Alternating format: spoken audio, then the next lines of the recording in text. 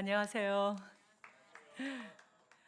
저희 학교는 이 사랑의 교회에서 뭐 가장 가까운 학교 중에 하나라고 할 수 있겠습니다. 서초구에 그 대학교가 많지 않은데 뭐 서울교대 아주 가깝게 있지만 저희는 특별히 대학원 대학교로서는 이 서초구에 두 개가 지금은 있나요? 상담대학원 대학교도 생겨서 이렇게 하지만 그 전까지는 늘 하나밖에 없는 대학원 대학교다 그랬습니다. 대학원 대학교라는 것은 그 대학원만 있는 대학교다. 그래서 교육부가 96년도에 새 법령을 만들어서 97년도에 준비하고 98년도에 실제로 개교를 하게 됐던, 그래서 저희가 이제 내년에 실제 20년이 됐지만 내년도에 이제 20주년으로 그렇게 이제 전체적으로 저희가 좀 축하 행사를 하려고 합니다. 저희 학교는 양재동에 있습니다. 그래서 혹시 양재동에 있는 횃불회관을 와 보신 분들, 혹은 또 온누리교회가 양재 성전으로 쓰고 있는 곳을 와 보신 적이 있으신 분들은 금방 학교를 아실 수 있는데, 들어오셔서 왼쪽 부분이 학교에 해당되는 부분이고 오른쪽 부분은 또 예배 공간으로 그렇게 사용하고 있습니다.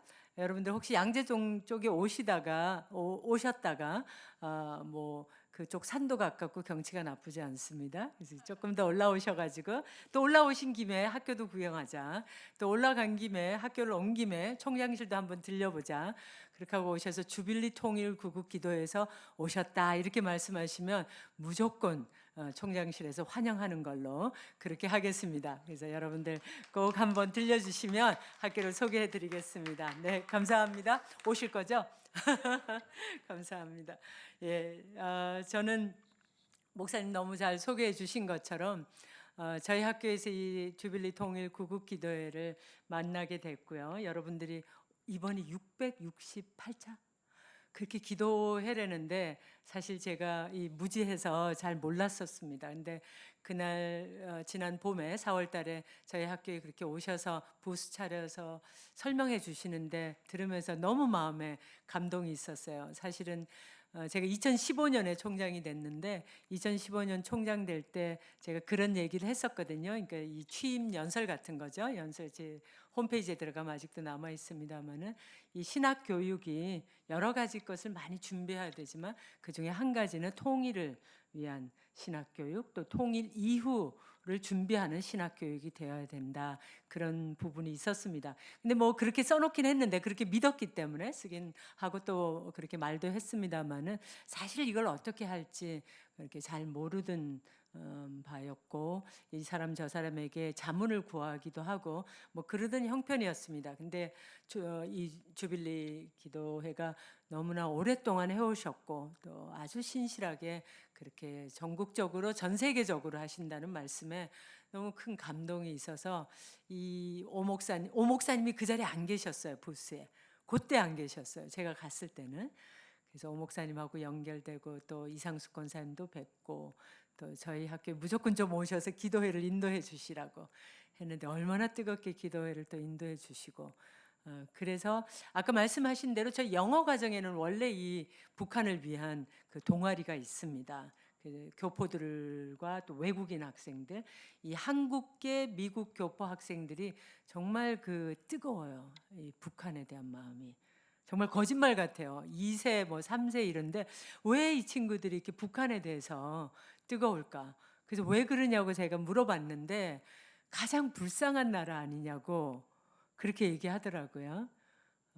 근데 이 우리 한국계 그 교포 학생들뿐만 아니라 제가 참 감동이 되는 거는 이 비한국계 미국인들, 뭐 캐나다인들 이런 친구들도 북한을 위해서 그렇게 기도를 많이 합니다. 기도하고 실제적으로 자기네들이 할 수 있는 것을 조금씩 조금씩 준비하고 있는 것을 듣게 돼요. 그래서 이 마음이 도대체 어디서 왔을까? 이게 하나님께서 부르시지 않으셨으면 할 수 없는 일이다. 그런 생각을 하고 번번이 참 부끄럽게 생각합니다. 저는 여기 살고 있고 그러면서 통일에 대해서 이렇게 간절하게 기도하지 못하고 알지 못한다라는 것이 늘 참 부끄럽고 안타깝기도 하고 그랬습니다. 네, 이렇게 알게 돼서 여러분들을 알게 돼서 너무 감사하고요. 뭐 아직 저희 학교가 여러 가지 면에서 부족하지만 그러나 또 하나님 은혜 가운데 이 일에 계속 동참할 수 있기를 바랍니다. 아까 말씀하신 대로 또 제가 조금 더 설명한 대로 영어 과정에는 이제 이 기도 그룹이 있는데 한국어 과정에는 따로는 없었습니다. 그래서 그날 이제 그 구국 기대 같이 하면서 마지막에 제가 강고 겸 학생들에게 부탁으로 한국어 과정에서도 무조건 좀 시작해 달라고. 학생 회장이 굉장히 부담을 가지고 끝나자마자 쫓아나와서 어떻게 하냐고 그랬습니다. 근데 마침 저희가 올해 처음으로 오랫동안 기도하다가 탈북하셨던 분이 처음으로 우리 학생으로 MD부 가정의 학생으로 들어오셨습니다. 그래서 마침 또 그분도 있고 하니까 우리 전도사님과 함께 학생들이 기도하는 그런 그룹이 형성이 됐고요. 저희가 계속 기도하고 있습니다. 비록 여기에 같이 나오지 못해도 저희 학교 목요일날 수업이 있어요. 이 시간대에.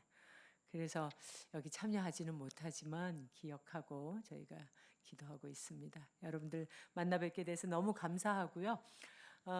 제가 오늘 말씀을 그 오목사님께서 말씀을 전해 달라고 했을 때 어떤 말씀을 전할 수 있을까? 제가 뭐 통일에 대해서 많이 알지 못하고 뭐 뉴스로 접하고 또 그런 정도이지 뭐 그런 것에 대해서 굳이 알지 못하는데 무엇을 할 수 있을까? 그렇게 마음에 좀 근심처럼 있었는데 이상하게 이 말씀이 에베소서 4장 1절부터 6절 말씀을 꼭 나누고 싶다. 그런 소원을 자꾸 갖게 됐습니다. 그래서 이 말씀을 계속 읽고 에베소 전체 속에서 이 말씀을 또 읽고 그러는 중에 이 말씀을 나누면 좋겠다. 그렇게 생각하게 됐습니다.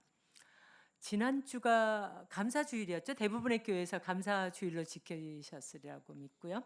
저희 교회에서 제가 들은 그 설교 말씀 중에 일화였는데 마스시다 고노스케라는 파나소닉 또 내셔널 그런 전자제품 그 전자제품의 창업자이시면서 회장님이셨던 분이시죠.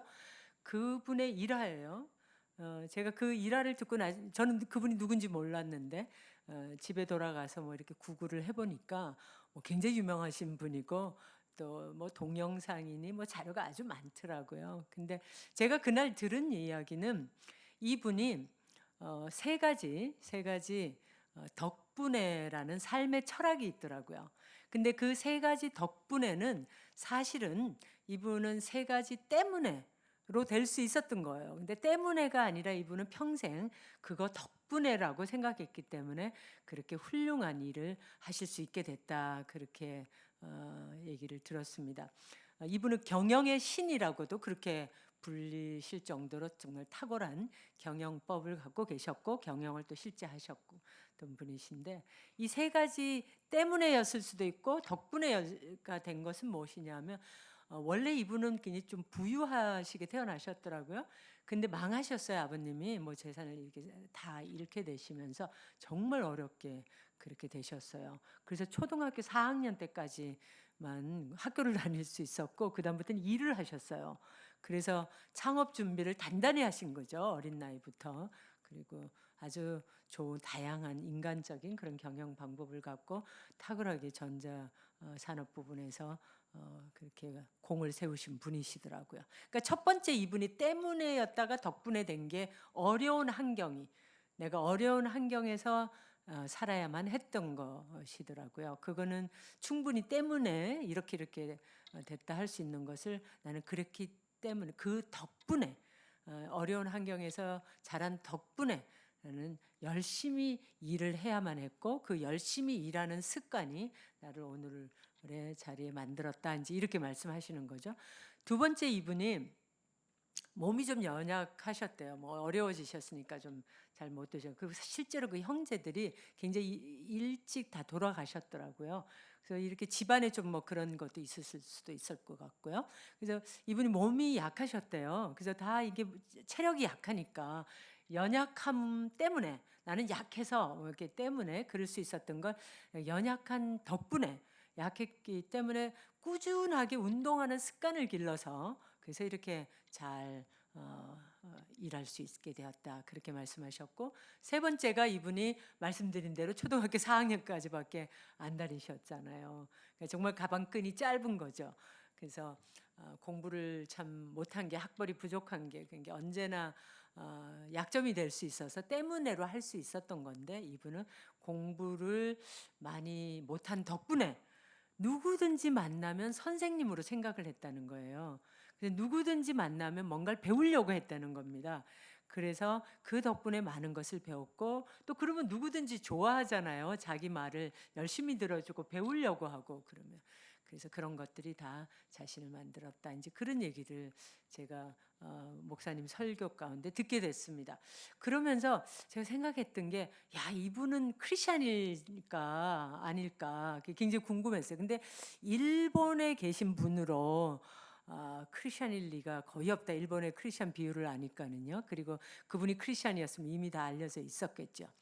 그래서 이분은 크리스찬은 아니겠다. 찾아보니까 그런 말은 전혀 없더라고요. 근데 제가 그 말을 듣는 중에는 정말 이분은 크리스찬 같은 태도를 가지고 있다. 이렇게 생각을 하게 됐습니다. 우리 주변에서 보게 되면 크리스찬들은 꼭 크리스찬 아닌 것 같고, 미안합니다. 근데 또 크리스찬 아닌 사람들 중에는 너무 크리스찬 같고 이런 순간이 있어요. 뭐 늘 그런 건 아니고요. 그런 순간이 확실히 있습니다.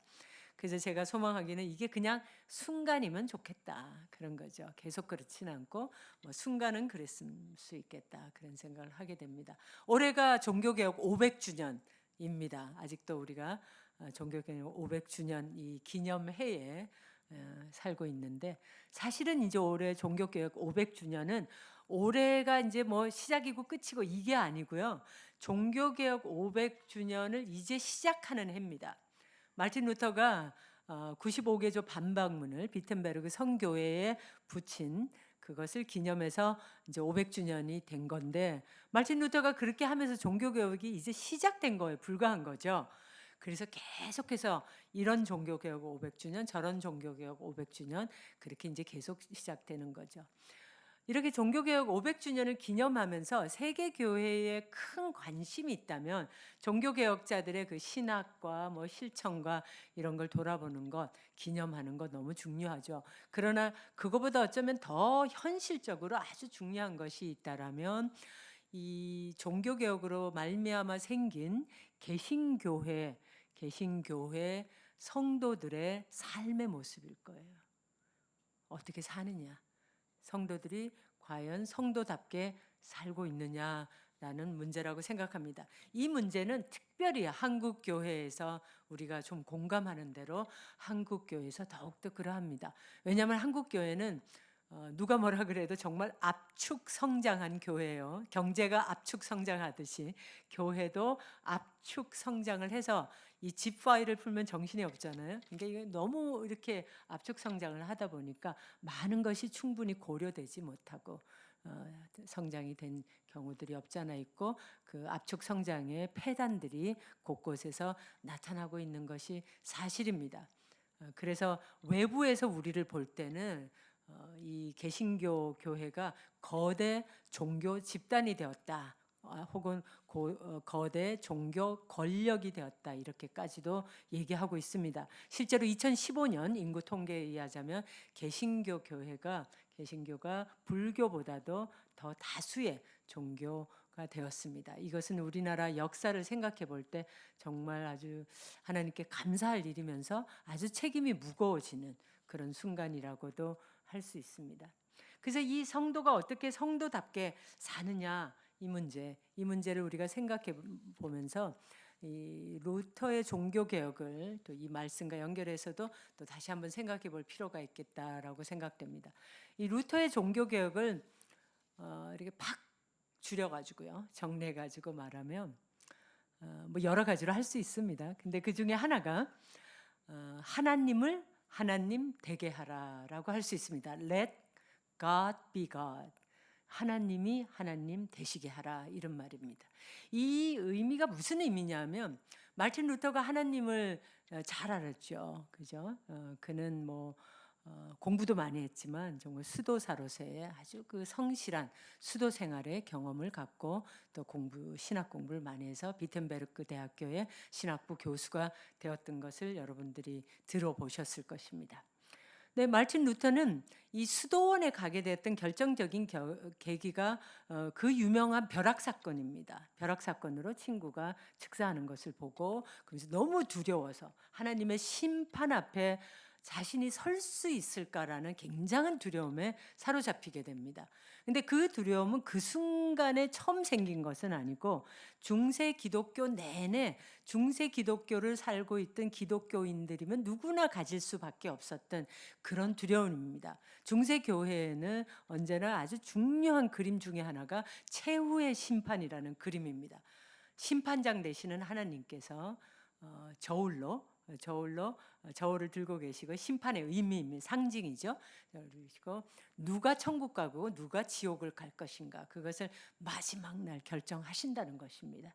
그래서 지옥과 천국으로 갈 사람을 나누. 그걸 실제로 그림으로 해놨는데 천국은 당연히 천사들이 와서 모셔가고 지옥으로 가는 거는 지옥 사자들이 아주 무섭게 끌고 갑니다. 어떤 경우에는 체인으로 감아서 끌고 가기도 합니다. 그리고 이제 영원히 꺼지지 않는 불도 뭐 표현하려고 노력하고 있고 그러기 때문에 실제로 보면 그 굉장히 무서울 수 있습니다. 중세 기독교인들은 성경을 읽을 수 있는 사람이 거의 없었다고도 할 수 있기 때문에 이것은 아주 상당한 두려움입니다. 그래서 루터는 그런 두려움이 있었고 그날 벼락 사건을 통하여서 정말 자기가 오늘 죽었다면 오늘 내가 죽었다면 내가 하나님 앞에 갈 수 있었을까? 내가 오늘 살아남았지만 하나님 앞에 갈 수 있었을까? 그런 이제 생각을 해보는 거죠. 근데 자신이 없는 거예요. 자기 갖고는 도저히 안 되겠는 거예요. 그래서 이제 어거스티니안 수도원에 들어가게 되는데 그 수도원이 지금도 있습니다. 지금은 개신교 교회가 있고 또 개신교 뭐 여러 가지 사무실과 또 다양한 수도원 비슷한 기능들을 여전히 하고 있습니다. 근데 그곳에 가면 지금은 이제 굉장히 근사합니다. 여러 가지로 옛날 모습도 있지만 새로 이렇게 보완했기 때문에 굉장히 좋은데 예전에 수도원 생활이라는 건 정말 어려웠습니다. 아주 난방 시설이 당연히 없었고요. 근데 독일의 동독에 해당되거든요. 그 어거스티니안 수도원이 아이젠하워가 그런데 거기에 가시게 되면 이 기후가요 제법 쌀쌀해요. 그래서 뭐 1년 내내 그렇다고 좀 볼 수 있습니다. 겨울이 아주 특별히 우리처럼 아주 혹독하게 춥다기보다는 1년 내내가 좀 더 우리보다 낫다라고도 할 수 있습니다. 근데 여름에도 가시면 상당히 춥다기보다는 쌀쌀하다라고도 생각할 수 있습니다. 아주 낮에 뜨거울 때 외에는. 근데 이분이 이제 겨울을 거기서 지내는 난방 시설이 없고 또 여러 사람이 공동 생활을 해야 됐고 먹는 것이 아주 부실했습니다. 그래서 영양실조와 또 수면 부족과 그리고 여러 가지 이제 어려운 상황에 있었던 것이 실제로 수도사들의 생활이었습니다. 그럼 그런 생활을 하면서도 마틴 루터는 정말 자신의 구원에 관심이 있었기 때문에 아주 누구보다도 열심히 수도원에서 생활을 하게 됐고 그래서 마틴 루터가 나중에 쓴 글에 보면 이런 구절이 하나 나옵니다. 만약에 누가 수도원 생활을 한 것만으로 천국에 갈 수 있다면 그죠? 그렇다면 내가 천국에서 제일 높은 곳에 있을 것이다. 그렇게 자신만만할 정도로 그렇게 열심히 수도원 생활을 했었습니다. 근데 비텐베르그의 신학부 교수가 될 때 마틴 루터는 정말 그것이 자신을 구원하지 못한다는 것을 확실하게 깨닫게 됩니다. 성경 말씀을 통하여서 그는 우리가 어떻게 해도 어떻게 열심히 살아도 어떤 선한 일을 해도 어떤 고난을 통하여서 하나님께 가까이 가고자 해도 얼마나 많은 시간 기도에 투자한다고 하여도 하나님 앞에서 충분하지 못한 로마서 3장 21절에는 우리가 그 영광에 결코 도달할 수 없다라는 그 사실을 깨닫게 됩니다. 그래서 로마서 1장 17절에 나타난 그 말씀이 마틴 루터의 그렇게 복음이 된 것입니다. 그죠? 복음에는 하나님의 의가 나타나. 그죠? 복음에 하나님의 의가. 우리가 구원을 받는 루터가 생각했던 복음의 개념이라는 게 의. 우리가 하나님 앞에서 하나님은 절대 의이시니까 절대 선이시니까 그 기준에 맞게 가야 되는데 그 절대 기준에 도달할 수 없는 우리 존재라는 것을 루터가 확실하게 알게 된 거죠. 그러면 어떻게 가느냐? 그것은 복음의 답이 있다는 것입니다. 복음에 하나님의 의가 있어서 그 의를 내가 그냥 입는 것입니다. 그래서 칭의 혹은 득의 뭐 이렇게 얘기하는 것입니다. 하나님의 의가 내 의가 되는 것입니다. 우리가 될 수 없는 것이죠. 그래서 그것을 라틴어 말로 하면은 엑스트라 노스라고, 그래서 절대 우리 안에서 그런 의가 나올 수가 없고, 절대 우리 안에서 구원이 일어날 수가 없고, 절대 우리 스스로 구원을 만들어 볼 수도 없는 것인데, 우리 바깥에서 엑스트라 노스, 우리 바깥에서, 우리 밖에서 구원이 우리에게로 온다라는 것입니다. 그럼 우리 바깥에 그것이 뭐냐? 예수 그리스도라는 거죠. 하나님께서 예수 그리스도를 그렇게 주셨다는 것입니다. 예수 그리스도를 그렇게 우리에게 구원으로 주신 것에 우리가 보탤 것도 없고 우리가 보탤 능력이 없습니다. 이건 굉장히 중요한 종교개혁의 진리입니다. 이것을 깨닫고 난 루터는 아주 용감해질 수 있었고, 반박문 95개조 반박문을 붙일 수도 있었고, 교황청의 파문장을 불태우고 공개적으로, 그리고 보름새에 불려갔을 때 양심선언을 놀랍게 하고, 그리고 완전히 유괴당하듯이 그렇게 가서 독일어로 성경을 번역하면서 사람들을 깨우기 시작하고, 그리고 새로운 교회, 즉 개신교 운동을 시작할 수 있었던 것입니다. 그 과정에서 생각해 보면 루터야말로 정말 이 깨달은 것입니다. 예수 그리스도가 누구시고 복음이 무엇이고 우리가 어떻게 구원을 받는 것이고 너무나 정확하게 깨닫고 그것을 사람들에게 가르쳐 주고 싶어서 아주 애를 썼던 사람입니다. 그래서 루터의 글들은 당시에 이미 이제 그 전 세계에 발전된 인쇄술과 함께 이게 맞물려서 빠른 속도로 루터의 글들이 인쇄되어졌고, 또 빠른 속도로 루터의 글들이 번역되기 시작했습니다. 그래서 종교개혁자들은 당시에 발전되어 있던 인쇄술의 최고의 수혜자들이기도 하고요. 또 인쇄업자들, 마인츠에서 시작된 이 인쇄업자들도 종교개혁의 최대 수혜자들입니다. 무슨 말이냐면 인쇄업자들은 뭔가 출판할 게 계속 생겨요. 종교개혁자들도 계속 쓰고, 종교개혁자들이 뭘 계속 쓰니까 카톨릭 교회에서도 너무 열받으니까 또 계속 써요. 그래서 서로 계속 쓰니까 인쇄업자들은 계속 출판할 것이 생기고, 이게 루터의 글 같은 것들을 보면 당시에 1년에 20세도쯤 찍습니다. 이건 어마어마한 숫자죠. 상상도 못할 그런 출판들이 일어나게 됩니다. 그런가 하면 말틴 루터나 다른 종교개혁자들도 인쇄술이 없었으면 그런 해볼 수 없습니다. 아무리 좋은 말을 해도 이걸 말 타고 가가지고 하나 전해주고 누가 이게 열심히 그렇게 감당할 수가 없는 거죠. 그래서 이런 하나님의 온전한 준비 가운데서 인쇄술과 모든 환경들, 당시 정치가들도 이 독일의 민족주의가 아주 잘 성장하고 있었기 때문에 왜 우리가 이태리에, 왜 우리가 교황에게, 어떤 굉장히 자존감, 민족적인 자존감에 의해서 이런 것들이 아주 잘 만나지게 되었습니다. 그래서 하나님께서 때가 참에 예수 그리스도를 로마 제국교에 보내신 것처럼 때가 참에 하나님께서 말틴 루터를 동독에, 지금 예전에 동독이었던 그곳에서 나게 하시고 그곳에서 공부하게 하시고, 그렇게 교회의 잘못에 도전하고 복음을 복음되게 하고 하나님을 하나님 되게 하는 것입니다. 하나님을 하나님 되게 한다는 말은 뭐냐면 하나님께서 바로 우리의 창조자시고 구원자신데 우리가 뭐를 보탤 게 없다고 말씀드렸지 않습니까? 만약에 우리가 뭔가를 보탤 수 있다라면 하나님은 하나님이 되지 못하신다는 겁니다. 우리가 하나님을 하나님으로 인정하지 않는다는 것입니다. 그런 의미에서 하나님을 온전히 하나님 되게 하라. 그게 루터의 종교개혁입니다. 그게 복음의 핵심입니다. 우리가 할 게 없고 할 수도 없는 존재, 그것을 온전히 인정할 때. 그래서 이 개신교 교회는 말이죠, 정말 이 아는 게 중요해요. 아는 게 정말 중요한 게 개신교입니다. 여러분 요한복음 17장 3절에 가시면 영생이란 말, eternal life, 영생이란 말에 정의가 나옵니다. 혹시 기억하시나요? 요한복음 17장 3절에 영생은 참 유일하신 하나님과 그가 보내신 자 예수 그리스도를 아는 것이라고 그랬어요. 아는 것이라고 그랬어요. 개신교 교회가 왜 그렇게 설교를 중요하게 생각하는지, 개신교 교회와 개신교 선교는 가는 곳곳마다, 교회를 세우는 곳마다 성경 번역부터 해요. 성경을 읽어야 되니까, 성경을 알아야 되니까, 배워야 하니까. 왜냐하면 참 하나님을 알아야 되고 예수 그리스도를, 하나님께서 보내신 예수 그리스도를. 그래서 여러분도 이렇게 좀 힘드시죠. 앉아서 듣고 있어요. 이 말하는 사람은 안 졸아도요, 듣고 있는 사람은 졸게 돼 있어요. 예, 그래서 조는 게 잘못된 게 아니에요. 그 원래 또 제가 대학교 다닐 때 철학 교수님은 그러시더라고요. 이 너무 강연이 논리정연하면 사람의 뇌가 졸리게 돼 있대요. 예, 그래서 저는 뭐 여러분들이 좋으셔도 전혀 상처를 안 받아요. 전 강의하면서 학생들이 졸아도 아, 강의를 내가 굉장히 논리정연하게 하고 있구나, 그렇게 생각합니다.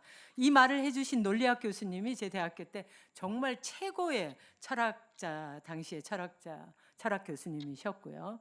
예, 뭐 혹시 이제 제 연배 분들은 이름 되면 알스딘 교수님이십니다. 그래서 저는 아직도 굉장히 중요하게 생각합니다. 여러분들이 아시는 게 굉장히 중요해요. 들으시고 읽으시고 공부하시고, 그래서 정말 하나님이 누구신가 깨달아야 합니다. 그리고 예수 그리스도가 누구신가, 누구신데 이분이 도대체 우리를 위해서 오셨는가, 이걸 아셔야 됩니다. 오늘 에베소서 말씀은 제가 4장의 앞부분 1절부터 6절까지 말씀을 나누려고 한 건데, 이 에베소서 말씀이, 에베소서가 몇 장까지 있는지 기억나시나요? 1장부터 6장까지 있죠.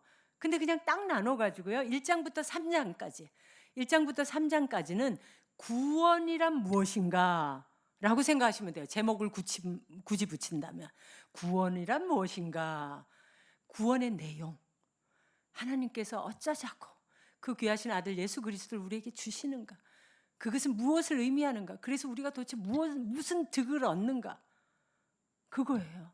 구원이란 무엇인가, 그겁니다. 그러면 이제 4장부터 6장까지 이건 뭘까요? 구원받은 우리가, 구원받은 성도가 어떻게 살아야 하는가를 보여주는 겁니다. 그래서 구원의 원리와 구원의 실천, 이렇게 얘기해도 좋겠습니다. 신앙과 신앙의 내용과 신앙의 실천, 이렇게 얘기하셔도 좋겠습니다. 그래서 이 에베소서 4장에 이렇게 시작할 때를 보시면은요, 잠깐 성경이 있으면 보시면요, 그러므로 주 안에서 갇힌 내가 너희를 권하노니 너희가 부르심을 받은 일에 합당하게 행하여, 여기 앞에 보면 그러므로라고 이렇게 연결되어 있는 것을 보실 수 있습니다. 이 말씀은 앞에 있는 우리가 구원을, 이러이러한 구원을 받았으니 이러이러한 구원을 누리는 자니, 이런 1장을 잠깐 1장 1절을 가보시면은요, 하나님의 뜻으로 말미암아 예수 그리스도의 사도된 바울은 에베소에 있는 성도들과 그리스도 예수 안에 있는 신실한 자들에게 편지하노니, 그렇게 말하고 있어요. 에베소 성도뿐만 아니라 그리스도 예수 안에 있는 신실한 자들에게. 여러분들은 여러분 거 기도하기에도 대부분의 사람들이 그냥 내 거나 제대로 기도하지, 이렇게 되기 쉬운데, 여러분들은 여러분을 위해서 기도하실 뿐만 아니라 북한을 위해서, 통일을 위해서 이렇게 기도하시는 신실한 분들이시기 때문에 에베소서의 말씀이 여러분의 말씀입니다. 여러분에게 쓰여진 편지이기도 합니다. 바로 이 말씀이, 에베소 바울이 쓴 말씀이 어디에서 쓰여졌냐 하면 감옥에서 쓰여진 거예요. 그래서 이것을 옥중서신이라고 그렇게 부릅니다. 3장에 보면 4장 1절에서 주 안에서 갇힌 내가, 예수 그리스도 안에서 갇혔다 그랬으면 3장 1절에 보시면 이러므로 그리스도 예수의 일로 너희 이방인을 위하여 갇힌 바 된 나 바울은, 그러니까 그리스도 예수의 일 때문에 갇혔고 이방인을 위해서 갇혔고, 그죠? 그리스도 예수의 일 때문에 갇혔고 이방인을 위해서 갇혔고, 이렇게 갇혔다고 그래서 이렇게 갇힐 수가 있는 거죠. 그죠? 여러분들은 북한을 위해서 기도하시는 분들이니까 갇힐 수 있다는 것에 대해서 너무 잘 아시죠. 북한에서 갇혀 있는 분들을 위해서 여러분들은 기도하시는 분들이라고 생각합니다. 근데 이 전 세계적으로 보면 한 130여 개국이 여전히 기독교인들이 핍박받는 나라라고 말합니다. 130여 개국. 2010년도 통계에 의하자면 10만 명이 매해 핍박을 받아 그리스도인들이 죽는다, 그런 통계가 있었습니다. 근데 이 통계에 대해서 2013년도에 BBC 중심으로 해가지고 상당한 반박이 있었습니다. 이 10만 명 중에서 실제로 9만 명이 디모크래틱 리퍼블릭 오브 콩고, 그러니까 콩고 민주공화국, 콩고란 나라 있죠, 아프리카에. 거기에서 실제로 이렇게 내전 때문에 죽은 사람들이 있어요. 거기가 이제 기독교인들이 많기 때문에 그 수를 포함한 거다, 그렇게 하면서 10만 명이란 숫자는 결코 정확한 숫자가 절대로 아니다, 뭔지 이런 식의 반박이 있었습니다. 이거에 대해서 이제 그 토마스 슈마커라고 이런 핍박에 대해서, 기독교인들의 핍박에 대해서 연구를 많이 하신 독일의 아주 유명한 신학자 중에 한 분이신데, 이분의 얘기하자면 적어도 1년에 7천에서 8천은 확실하게 핍박을 받아 죽는 그리스도인들이 있다, 전 세계에. 그러나 그 숫자는 매우 알려진 숫자이고 그 이상의 숫자가 분명히 있을 수 있다. 근데 그 숫자를 굳이 이렇게 우리가 찾아서 하는 것이 굳이 유익하지 않을 수 있다든지 이런 얘기를 했습니다. 그래서 핍박은 현실에서도 오늘 우리 현재 사회에서도 아주 가까운 그런 이야기이고, 최근에도 임현수 목사님께서 그렇게 다행히 풀려 나오셨지만 우리가 얼마나 간절히 임현수 목사님을 위해서 기도했는지 여러분들이 기억하실 것입니다. 그러나 아직도 갇혀 있는 분들이 있고 전 세계에서 돌아가십니다. 근데 이 지금 바울은 바로 그런 사람입니다. 갇혀 있는데, 그런데 갇혀서 이분이 지금 편지를 보내서, 갇혔는데 그리스도 일로 갇혔고 자기 유대인으로서 또 로마 시민으로서 이방인들을 위해서, 정말 아주 그 비천하게 여겼던 이방인들을 위해서, 그들의 구원을 위해서 내가 갇힌 바 되었다, 그것을 아주 귀하게 여기면서 그러면서 지금 이 편지를 쓰고 있습니다. 이 편지에서 사도 바울이 너희가 부르심을 받은 일에 합당하게 행하라, 그렇게 합니다. 오늘 여러분들하고 같이 예배를 드리면서 제가 부르심에 대한 찬양에서도 그렇고 계속 여러분들이 하시는 건데, 여러분은 지금 부르심 받은 자들이죠. 예배의 자리로, 기도의 자리로. 근데 여러분들 중에서도 이 기도회에 정기적으로 오시고 그 기도하시는 분들, 우리 오 목사님 같으신 분들, 또 장로님들, 아까 오 장로님과 한 장로님을 뵀는데, 또 이상숙 권사님들, 이런 분들 정말 이 기도를 위해서 부르심을 받은 자들이죠. 예. 정말 기도 정말 어려운, 기도가 쉽지 그렇게 말할 수 있을지 모르겠지만 그렇지 않죠. 이렇게 하는 기도 쉬운 일이 아니죠. 이 일에 부르심을 받은 자들입니다. 근데 이런 부르심을 받은 자들이 어떻게 부르심에 합당하게 행할 수 있을까라고 생각해 보면, 정말 이 부르심이 무엇인가, 내가 왜 불림받은, 이거에 대해서 아주 확신함이 없으면 못한다고 생각합니다. 내 구원에 대해서 확실하고, 그 구원이 얼마나 기쁘고 감사하고 놀랍고 엄청난 능력인가를 알지 못하면 그렇게 계속할 수가 없습니다, 이런 일을. 3장에 보시게 되면 3장 14절에 바울이 이러므로 내가 하늘과 땅에 있는 각 족속에게 이름을 주신 아버지 앞에 무릎을 꿇고 비노니, 그렇게 기도한다 그러면서 그 다음에 얘기해, 그 영광의 풍성함을 따라 그의 성령으로 말미암아 너희 속사람을 능력으로 강건하게 하시고, 여기서 능력이라는 것, 복음의 능력, 구원의 능력, 그 능력을 가진 사람이 되지 않으면 남을 위해서 기도할 수 있는 자리에 쉽게 못 갑니다. 그래서 여러분이 남을 위해서 기도하기인 게 너무 힘들다 이러면 내가 복음을 충분히 깨닫지 못하는구나 라고 생각해도 틀리지 않을 겁니다. 그래서 이 사도 바울은 정말 그런 것을 알고, 그리스도의 사랑을 알고, 그 너비와 길이와 높이와 깊이가 어떠함을 깨달아 하나님의 모든 충만하신 걸 막 이런 얘기들을 합니다. 그래서 이런 것들을 깨달았기 때문에, 이런 것들 때문에 부르심을 받은 그 일에 계속 할 수 있다라는 것입니다. 그리고 그 부르심을 받은 일을 계속 할 뿐만 아니라 그 부르심을 받은 일을 합당하게 하려고 애를 쓰는데, 여기 이제 보십시오. 2절과 특별히 3절은 여러분들이 이 통일 기도회이기 때문에 3절 평안에 매는 줄로 성령이 하나 되게 하신 것을 힘써 지키라, 여러분들이 그걸 위해서 하고 있으니까 뭘 그렇게 제가 감히 할 말이 있겠습니까? 주께서 매우 여러분들을 기뻐하실 것입니다. 근데 저는 특별히 2절 말씀을 여러분들에게 좀 오늘 나눠야 하는 것이 아닌가, 그런 생각으로 사실은 왔습니다.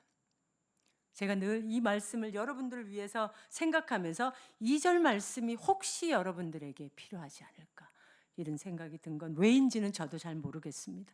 그러나 여러분들이 이런 운동을 하시는 가운데, 기도하시는 가운데 정말 모든 겸손과 모든 온유와 오래 참음으로, 사랑으로, 사랑 가운데서 서로 용납하라. 이 통일 운동이 이렇게 또 기도하는 여러 단체가 함께 일하는 것이, 이게 쉬운 일이 아니지 않습니까?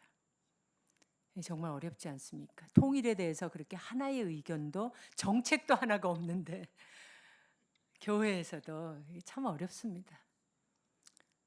그러나 우리가 통일에 대해서 열망, 통일에 대한 당위성, 그거에 대해서 부인할 수 없습니다. 근데 어떻게 거기를 갈 수 있을까? 누가 할 수 있을까?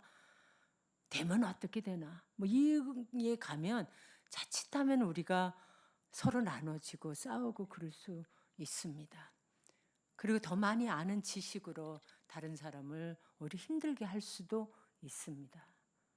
근데 사도 바울이 정말 많이 배우고, 사도 바울이 누구보다 그 당대 정말 그 해상 무역은 아니지만 해상 바다와 육지를 누비고 다니며 얼마나 많은 것을 알고 얼마나 많은 것에 일가견이 있으셨겠습니까?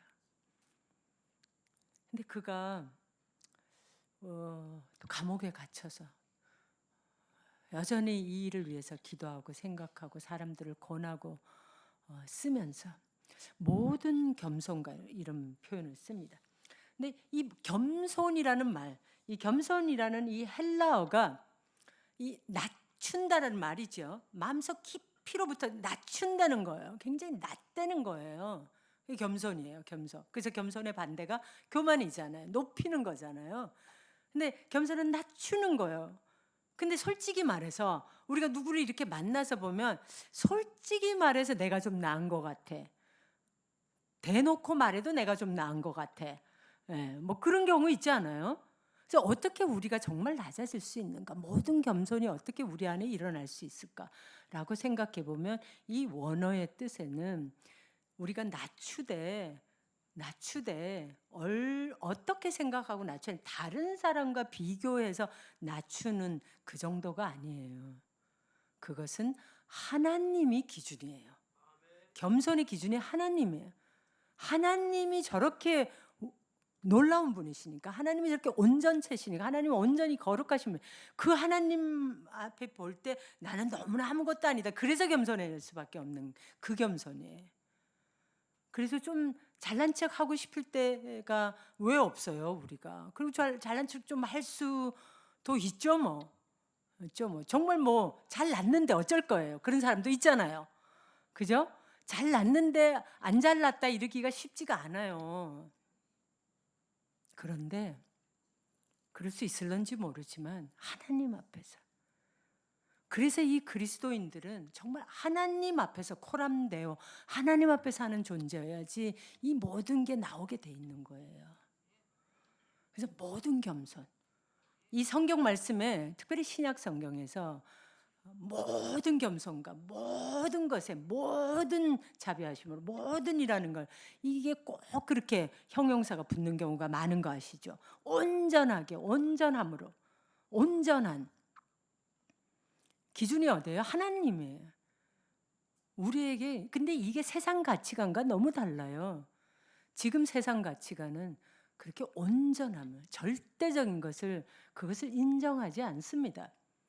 그래서 우리가 반문화적으로 반세대, 이 세대를 거슬러 가는 카운터 컬처럴 라이프를 살지 않으면, 반문화적인 세대를 거슬러 가는 그런 용기를 가지지 않으면 정말 이 모든 겸손을 절대 실천할 수가 없어요. 하나님께서 그렇게 온전하시는 거 누가 인정해 줍니까? 너 잘났는데 야, 그냥 너 자랑 좀 해. 그냥 부모님들도 애가 너무 기죽어 있으면 너무 걱정하고. 그죠? 뭐 이렇게 쓸 때도 회사 들어갈 때 학교 들어갈 때 막 나는 이러한 존재입니다라고 잘 써야지 되는데 겸손 떨었다가 손해만 보잖아요. 그러니까 여기서는 그런 팩트적인 내가 뭘 했다 이런 걸 하지 말라는 게 아니고요. 태도를 말하는 거죠. 내가 아무리 많이 갖고 있어도 그냥 언제나 섬길 수 있는 자세. 그래서 빌립보서 2장에서 빌립보서 2장 2절에서 나보다 2장 4절 나보다 남을 낮게 여기고 이게 어떻게 가능해요? 어떻게 남이 나보다 낫습니까? 솔직히 말해서 그 사람 속까지 다 보일 때가 있는데 에도 불구하고 빌립보서 2장에서 남을 낮게 여기고 왜 그러냐 하면은 그 다음에 바로 나오는 게 그리스도 예수의 마음을 가지라. 예수 그리스도께서 하나님이신데도 종의 형체를 가지고 이 땅에 오셨다. 거기에다 비교하면 우리가 할 말이 없으니까 그게 가능해지는 거예요. 근데 어려워요. 그래서 모든 겸손과 이걸 계속 노력해. 모든 또 온유로 젠틀니스. 이거는 아주 이게 따뜻한 거죠. 젠틀니스라 그러면은 온유하다. 아주 뭐 좀 부드러운 거라고도 생각이 되죠. 받아주는 거, 용납하는 거 이런 것들이 있죠. 근데 이게 뭐 무조건 이렇게 야들야들하고 이런 게 아니고요. 여기서 온유하다는 것은 하나님의 성품의 한 부분을 얘기하는 거예요. 그래서 우리가 모든 온유를 하는 건 하나님의 성품, 하나님의 따뜻하시고 받아주시고 그리고 이렇게 보살피시고 그런 부분을 포함하는 그런 온유함으로 우리가 해야 한다는 거예요. 그리고 이렇게 하려 그러면 너무너무 오래 참을 일이 많아요. 참을 게 많아. 꼴을 봐줘야 돼. 아, 교회 다닌다고 다 사람이 사람 꼴을 하고 다닙니까? 솔직히 아니잖아요. 정말 이게 교회 다니는데 저분은 뭔데 뭐 이렇게 생각하면 시험 받을 때 너무 많아요. 근데 교회가 그런 공간이에요. 그건 이미 어거스틴이 신학에서 아주 교회를 정의하면서 교회란 그런 곳이다. 왜냐하면 예수 그리스도께서 말씀해 알곡과 가라지를 함께 두신다 그랬어요. 추수대까지 같이 두시고 어부가 그물을 던져서 그물을 끌어올렸더니 사른 고기와 싱싱한 고기와 죽은 고기가 함께 올라왔다 그랬어요. 하나님이 두세요. 하나님의 심판에 하나님의 마지막 권세세요. 그래서 우리는 같이 살면서 남이 보면 내 꼴은 또 어떻겠어요? 그죠? 서로 꼴을 봐줘야 돼요. 그래서 오래 참음이 필요해요. 오래 참은가? 그냥 누가 뭐라 그냥 그래. 나는 또 어떻게 보이겠어? 이렇게 생각할 수 있어야지. 우리가 오래 참을 수 있습니다. 하나님의 성품이에요. 하나님은 우리 꼴 보시느라고 얼마나 괴로우실까? 그래서 사랑 가운데 서로 용납하라. 이 하나도 쉬운 게 없어요. 말은 참 얼마나 우리가 모든 겸손과 온유로 하고 오래 참음과 사랑으로 서로 용납하고 뭐 1초나 걸리겠어요. 이 말을 하는데 그런 하나하나가 얼마나 우리가 지키기 어려운 것입니까?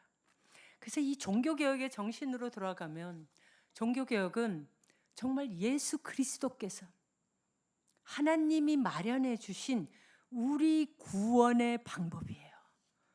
하나님의 그 지극하신 사랑, 하나님의 그 놀라우신 은혜가 예수 그리스도를 우리의 구원으로 만드신 거예요. 그래서 우리는 그 예수 그리스도를 받아들임으로써 우리 안에 모셔드림으로써 그분을 알고 사귀어감으로써 우리가 은혜 안에서 자라가게 되고 그래서 우리 삶이 날마다 하나님께 영광이 되는 거예요. 이게 종교개혁의 5대 원리예요. 그걸 우리가 다 어디에 살아요? 성경에 살아요. 그래서 오직 성경, 오직 그리스도, 오직 은혜, 오직 믿음, 하나님께만 영광을 돌리는 것. 이게 종교개혁이에요. 그래서 이것을 우리가 온전히 날마다 더 깨달으면서 합당하게 그래서 개신교 500주년을 계기로 해서 종교개혁 500주년을 계기해서 우리가 정말 성도 같은 성도로서 부르심에 합당하는 삶으로서 이제 세상을 우리가 좀 놀래켜줘야 돼요. 세상에 있는 사람들이 자꾸 교회를 너무 우습게 보잖아요. 우리가 그런 존재가 아니잖아요.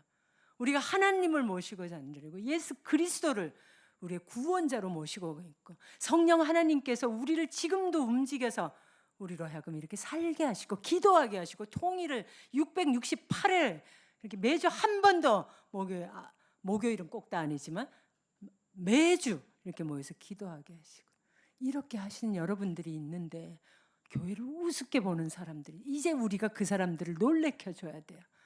와, 교인들이 정말 섬기는 자들이다. 정말 겸손하다. 정말 온유하다. 정말 오래 참는다. 정말 사랑으로 용납하는 자들이다. 평안에 매는 줄로 하나됨을 지키는 자들이다. 놀래켜 줘야 돼요. 감동이 없이는 우리는 종교개혁 500전을 지내는 의미가 없어요. 개신교는 하나님 앞에 계속 죄송할 뿐일 거예요. 여러분들이 시작입니다. 여러분들이 세상에 감동을 주는 하나님의 감동으로 부르심에 합당한 그런 그리스도인이 되기를 축복합니다. 기도하겠습니다. 하나님 은혜를 감사합니다.